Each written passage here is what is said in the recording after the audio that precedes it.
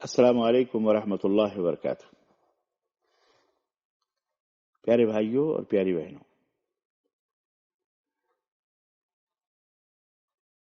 ایک بہت بڑی ضروری بات جس دھیان سے سنیے، غور سے سنیے، اور یہ وہ چیز ہے جو ہم سب کے اندر موجود ہے، کیونکہ قدرتی طور پر یہ ہر انسان کے اندر یہ چیز پائی جاتی ہے، اور یہ ایسی چیز ہے کہ جس پر کسی کا اختیار بھی نہیں ہوتا، بس بھی نہیں ہے کہ اس کو جو ہے غیر اختیاری طور پر بلا کسی اس کے وہ چیز آ جاتی ہے، اور وہ عام طور پر لوگوں میں مشہور بہت ہے کہ یہ حرام ہے، حرام ہے، حرام ہے۔ حالانکہ یہ بات بالکل غلط ہے۔ پتہ ہے وہ کون سی چیز ہے؟ بتائیے۔ وہ چیز ہے غصہ۔ غصہ اصل میں یہ اپنے اندر کے ایک جذبہ ہے، اس جو بڑا جب شدید ہو جاتا ہے، سخت ہو جاتا ہے، تو وہ زبان سے نکلتا ہے، اس کے اظہار کا نام ہے۔ اور شدت جذبات کے اظہار کا نام غصہ ہے۔ یہ حرام نہیں ہے، بلکہ بعض صورتوں میں غصہ بہت ضروری بھی ہوتا ہے۔ غصہ کرنا بہت ضروری ہوتا ہے۔ اگر آپ غصہ نہ کریں تو ایمان جانے کا خطرہ ہوتا ہے۔ جی، میں آپ کو مثال دوں، جیسے کھلم کھلا کوئی شریعت کے خلاف کام ہو رہا ہے، آپ کو غصہ ہی نہیں آ رہا، آپ ہنس رہے ہیں۔ کسی کو آپ دیکھ رہے ہیں کہ وہ اسلام کے کسی شاعر کا مذاق اڑا رہا ہے، یعنی نماز کا مذاق اڑا رہا ہے، داڑھی کا مذاق اڑا رہا ہے، زکوٰۃ کا مذاق اڑا رہا ہے، یا اسلام کے کسی حکم کا مذاق اڑا رہا ہے۔ اسی طرح آپ دیکھیں کہ اللہ تعالیٰ کو کوئی گالی دے رہا ہے، اللہ کی الوہیت اور ربوبیت اور یا نبی کریم صلی اللہ علیہ وسلم کی رسالت آپ کی شان میں نازیبا الفاظ کہہ رہا ہے، برے برے استعمال کر رہا ہے، الفاظ استعمال، بری زبانیں استعمال کر رہا ہے، تو ایمانی غیرت کا تقاضا ہے کہ انسان کو غصہ آئے۔ اللہ کے رسول صلی اللہ علیہ وسلم کے بارے میں آتا ہے کہ آپ اپنے بارے میں کبھی انتقام نہیں لیتے تھے اپنی ذات کے بارے میں، لیکن جب کبھی اللہ کے دین کی بات آتی تھی، حدود اللہ کی بات آتی تھی، اس کو کوئی توڑتا تھا تو بہت غصہ ہوتے تھے، آپ کا چہرہ مبارک سرخ ہو جایا کرتا تھا۔ لیکن عام حالات میں بے موقع محل اور بات بات پر غصہ آنا، یہ بہرحال یہ عیب ہے اور انتہائی خطرناک ہے۔ اکثر اوقات انسان غصے میں آ کر دنیا کے بہت سے بنے بنائے کام کو بگاڑ دیتا ہے، اور کبھی کبھی غصے کی حالت میں اللہ کی ناشکری اور کفر کے کلمے تک بکنے لگتا ہے، یہاں تک کہ اپنے ایمان کی دولت کو بھی غارت اور برباد کر ڈالتا ہے۔ آپ دیکھتے ہیں کہ غصہ ہی اکثر دنگا اور فساد اور دو بھائیوں کے درمیان جدائی کا سبب بن جاتا ہے۔ یہاں تک کہ میاں اور بیوی جو دو جسم ایک جان ہوتے ہیں، ان میں بھی منافرت اس قدر بڑھ جاتی ہے کہ آپس میں طلاق ہو جاتی ہے۔ قتل و غارت گری کا سبب بھی یہی غصہ ہوتا ہے۔ جب کسی پر غصہ آئے اور مار دھاڑ توڑ پھوڑ کو جی چاہے تو کیا کرنا چاہیے؟ اسے چاہیے کہ وہ اپنے آپ کو اس طرح سمجھائے۔ کس طرح سے؟ کہ اے بندے، تجھے جو قدرت حاصل ہے کسی کے ساتھ ایسا کرنے کے لیے، قتل، خون، مار دھاڑ، اس سے کہیں زیادہ قادر اللہ عز و جل ہے جو تیرا رب ہے۔ سوچو دل میں یہ، اگر ایسی کوئی کیفیت آئے تو، اور یہ بھی سوچو اگر میں نے غصے میں کسی کی دل آزاری کری، غصے میں کسی کو تکلیف پہنچایا، کسی دل کو ٹھیس پہنچایا یا حق تلفی کر ڈالی، تو قیامت کے دن اللہ عز و جل کے غضب سے میں کس طرح محفوظ رہ سکوں گا؟ سوچو یہ غصہ ٹھنڈا کرنے کے لیے بہت بہترین نسخہ اور بہترین فارمولہ ہے۔ یاد رکھو، غصہ اور اشتعال انگیزی جو ہے یہ شیطانی اثر سے ہوتا ہے۔ شیطان بھڑکاتا ہے، اس کے ورغلاتا، ہاں اور کرو۔ شیطان انسان کو مختلف تدبیروں کے ذریعے ابھارتا ہے تاکہ وہ جذبات میں آ کر کوئی ایسا کام کر بیٹھے جو اس کے لیے دور رس نقصانات کا باعث بنے۔ لمبے نقصانوں میں چلا جائے وہ. اسی لیے قرآن نے ہمیشہ عفو درگزر معافی کی تعلیم دی ہے، اور یہ پیغام دیا ہے کہ معاف کرنے والوں کے لیے آخرت میں بڑا اجر ہے. کوئی برا چاہنے والا، حاسدین دنیا میں جتنا چاہیں تمسخر اور مذاق اڑا لیں، ایک دن ضرور انہیں اپنے کیے ہوئے پر افسوس کا اظہار کرنا ہوگا. پیارے بھائیوں اور پیاری بہنوں، دنیا میں اگر کسی مصلحت کے سبب نجات مل بھی گئی تو قیامت کے دن جو عدل و انصاف کا دن ہے، مالک یوم الدین جو اللہ ہے، یوم جزا کا مالک ہے، وہ وہاں پر ہر ایک کو اچھے اور برے عمل کا بدلہ مل کر رہے. فمن يعمل مثقال ذرة خيرا يره ومن يعمل مثقال ذرة شرا يره.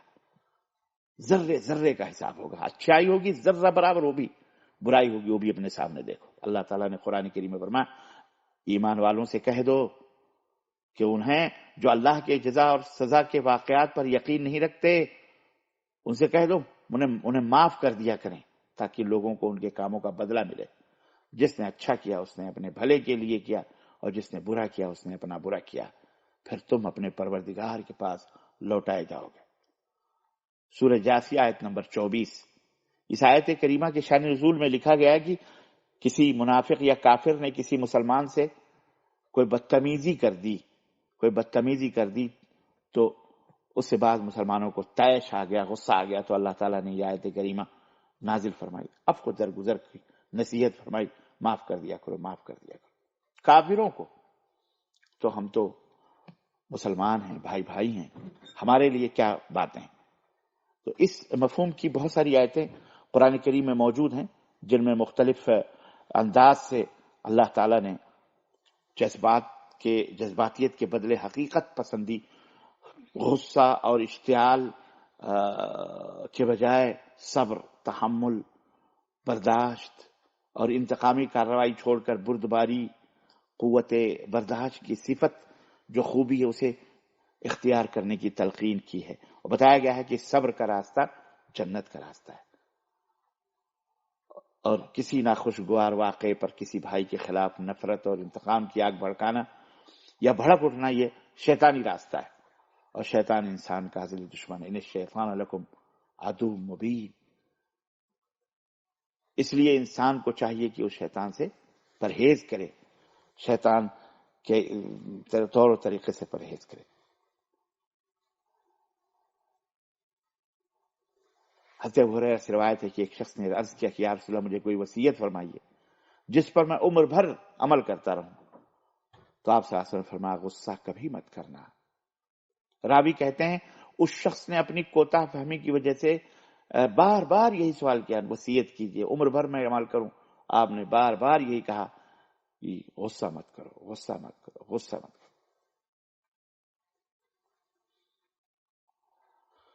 غصہ ایمان و عمل کے لیے خطرناک ہے. جب انسان کے مزاج کے خلاف کوئی کام ہو جاتا ہے تو اسے بے قابو ہو جاتا ہے، اور تمام شرعی رکاوٹیں اس کے لیے بے اعتبار ہو جاتی ہیں، اور وہ غصے کی حالت میں جو چاہتا ہے کر ڈالتا ہے. اس لیے حدیث میں غیظ و غضب سے دور رہنے کی تاکید کی گئی ہے. آئیے آج میں آپ کو ایک ایسا سچا واقعہ بتاؤں جو خطبہ جمعہ میں نے خود ایک شیخ کی زبان سے سعودی عرب میں اس واقعے کو کہتے ہوئے بیان کرتے ہوئے میں نے سنا. اور اس واقعے میں بڑی عبرت ہے ان لوگوں کے لیے جو غصہ کرتے ہیں لیکن اسے کنٹرول نہیں کر پاتے، غصے پر انہیں کنٹرول نہیں ہوتا. شیخ یہ بیان کر رہے تھے کہ میاں اور بیوی اور ایک ننھے منھے بچے پر مشتمل ایک گھرانہ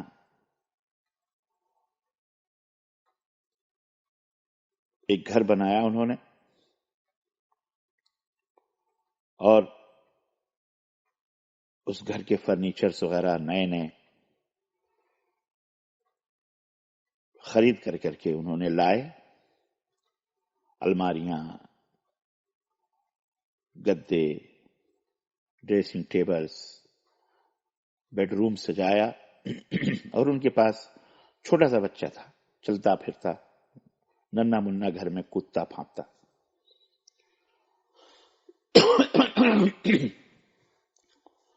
شوہر گھر میں سامان لا لا کے رکھ رہے تھے، سیٹنگ ہو رہی تھی اور کچھ سامان باقی تھے۔ شوہر گیا باہر لانے، آیا گھر میں تو ایک عجیب و غریب منظر دیکھا کہ ان کا بیٹا،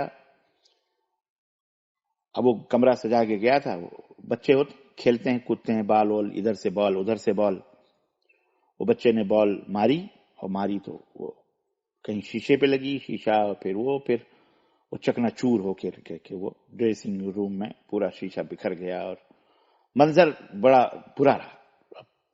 آدمی کو کنٹرول نہیں ہوا، غصہ ہوا، اس نے مارا بچے کو، اور مارا ہی نہیں بلکہ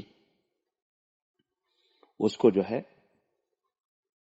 رسی سے اس کے ہاتھ باندھ دی اور ایک کھمبے میں یا چارپائی کے اس میں کہیں باندھ دیا، اور بیوی سے کہا یہ اس کو میں ابھی لا کے سامان لگا رہا ہوں، میں جا رہا ہوں باہر سامان لانے کے لیے، اس کو کھولنا نہیں، یہ روئے چلائے کچھ بھی کرے، کھولنا نہیں اس کا ہاتھ، اور اگر تم نے کھولا تو تمہارے اوپر طلاق۔ اس طرح غصہ کر کے وہ باہر نکل گیا۔ بیٹا چلاتا رہا، روتا رہا، ممی ممی مجھے چھوڑ دو، مجھے چھوڑ دو، اس خوف سے کہ شوہر نے کہا ہے اگر کھول دوں گی تو طلاق۔ ماں نے بھی پلے کلیجے پہ پتھر رکھا اور اس بچے کو رونے اور بلکنے دیا، روتے روتے روتے روتے بلکتے بلکتے بچہ جو ہے ایسے ہی سو گیا۔ کھمبے سے بندھا وہ سو گیا، اس کے دونوں ہاتھ بندھے ہوئے تھے۔ شوہر باہر سے اندر آیا، دیکھا کہ آواز بند ہے، خاموش ہے بچہ، کیا ہوا؟ کچھ نہیں، سو گیا۔ جب جا کے اس کا ہاتھ کھولا تو بچے کو جگایا، بچہ اٹھ ہی نہیں رہا، بچہ نہیں اٹھ رہا ہے، حالانکہ زندہ ہے لیکن اٹھ نہیں رہا ہے۔ اس کو بہت جگایا، بیٹا بیٹا بیٹا بیٹا، لیکن بے ہوش، بچہ بے ہوش ہو گیا۔ اب میں بیوی دوڑے دوڑے ہاسپٹل گئے اور جا کر کے ہاسپٹل میں ڈاکٹر سے بات کی، ڈاکٹر ایسا ہوا، ایسا پورا قصہ بیان کیا۔ ڈاکٹر نے کہا آپ کو تو ایسا نہیں کرنا چاہیے۔ بہرحال فوری طور پر اس کو ہاسپٹل میں ایڈمٹ کیا اور اس کو چیک اپ کرنے، اور ان دونوں کو میاں بیوی کو باہر بٹھا دیا۔ کوئی بہت 1 گھنٹہ 2 گھنٹے کے بعد جب کافی ٹائم ہو گیا تو باپ پریشان ہو، ڈاکٹر آیا باہر، ڈاکٹر نے کہا کہ سوری، اسے ہوش تو آ گیا ہے لیکن افسوس کہ آپ نے اس کے ہاتھ اتنے سختی سے باندھے تھے کہ خون کی رگیں جو ہے وہ بند ہو چکی ہیں، اور اس کے دونوں ہاتھ کاٹے بغیر کوئی چارہ نہیں ہے۔ یا تو آپ دونوں ہاتھ اسے کاٹنے کی اجازت دیں، نہیں تو وہ بچہ مر جائے گا، یا تو اس کی زندگی بچا لیں۔ اب پریشان باپ تو اب روئے جا رہا۔ بہرحال جان بچانا تھی، ڈاکٹر نے کہا اس کے علاوہ کوئی چارہ نہیں، یا تو ہاتھ جائے گا یا تو جان جائے گی۔ اگر ہاتھ بچائیں گے تو جان جائے گی، اور اگر جان بچانا ہے تو دونوں ہاتھ کاٹنا پڑے گا بچے کا۔ کیے نہ کیے، کرتے نہ کرتے بچے کا دونوں ہاتھ کاٹ دیا گیا، پلاسٹر ہو گیا، بینڈنگ ہو گئی۔